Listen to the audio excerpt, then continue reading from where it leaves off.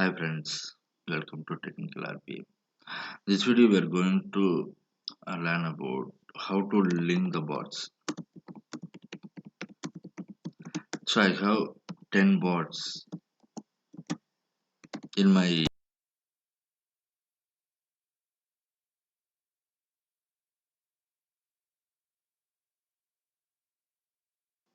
The process really need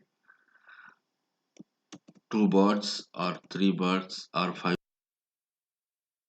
values. For example, my process one is running with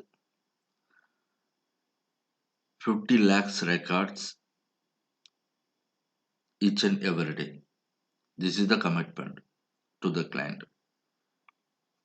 It should be complete 50 lakhs records.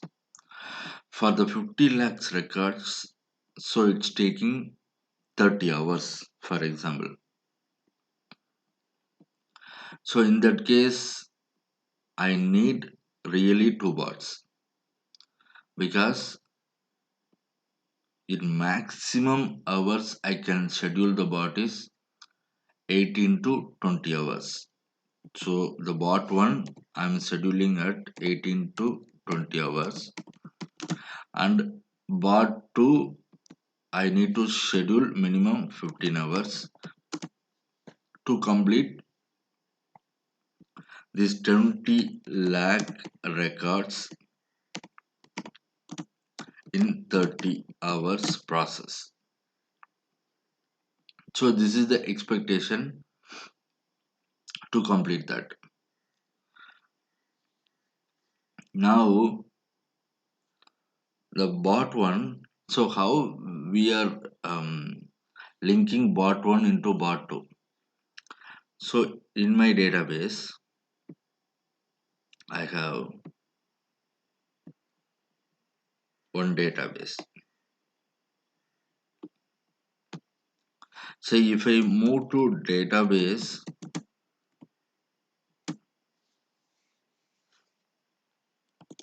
there is one way to link to get the queue.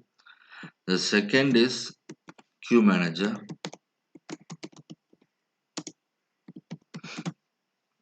There is two options are available. If bot is moving along with database, I can set my database as a linking server of the bot. If I didn't use database, I'm only using queue manager, then probably I can use work queues to allocate and order the bots.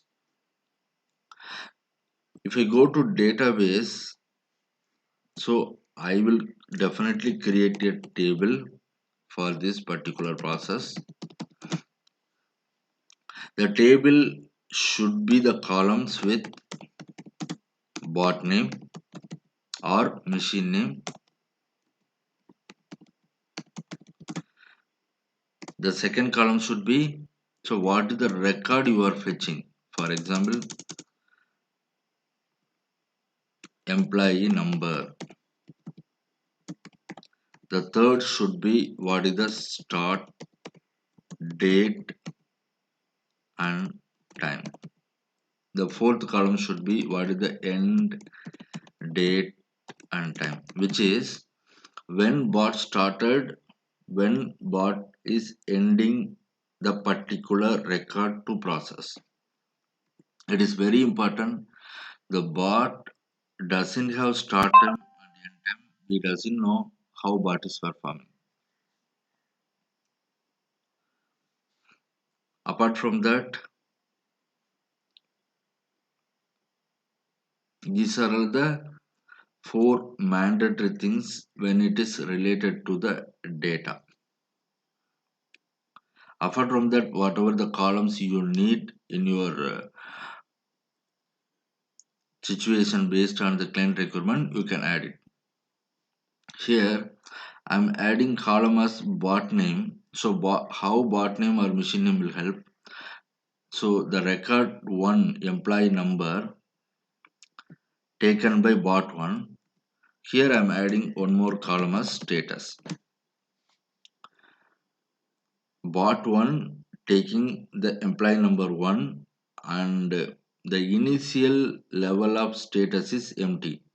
Now, once it is taken, I had changed statuses in progress.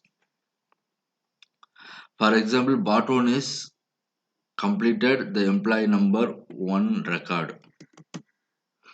So in that case, I can change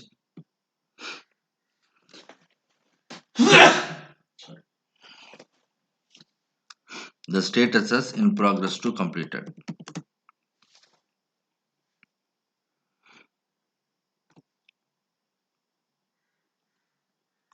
Now the bot 2 came into picture and it's taken employee number 2 and it's changing the statuses in progress. If any exception happen in mid of that, it's changing statuses exception. Finally, once the record has completed, the bot has changed the statuses completed. So in that way, bot 1 data will not pick whichever the data which is having in progress, the next bot will not touch. Whichever the data, the initial status we can set as not started. The whichever the status not started, the bot should pick and continue the process. So this is the way we can link the bots one by one through database. The same setup should be available in SQL Server table. This SQL Server table has to be updated by each and every time the record has taken by bot. For example, you can name this SQL table as bot status update. So before if you are updating something, right? So in that case, you have to lock. So how bot one? So how bot one will know this record is processing or not? So you have to use the lock mechanism or manager. You have to create one table. This locking will help you. So bot one is running as employee one. So I am locking through lock mechanism manager. My status is locking because the bot status update already bot one taken employee one. So I am locking this value. So in that case, I can avoid the dirty reads. For example, so bot one is processing, bot two is processing, even though the values are processing on it. So client wants the report to the same time. For example, bot one and bot two is running on it. Some status is in progress, exception, some status is not completed. So but client is generating the record on that time. In that case, so whichever the other state as well, all the states will be available there. Instead of that, so I'm locking bot one for the employee one record. Whenever the release my lock, then only the status will be updated in the report of the client. This bot has completed in this record or this bot has exception in that record. So they will get the report which is having the original. So locking is very much needed when you are running with multiple bots. So Blue Prism has this default mechanism in work queues, but Automation Anywhere work queue has some features has not implemented.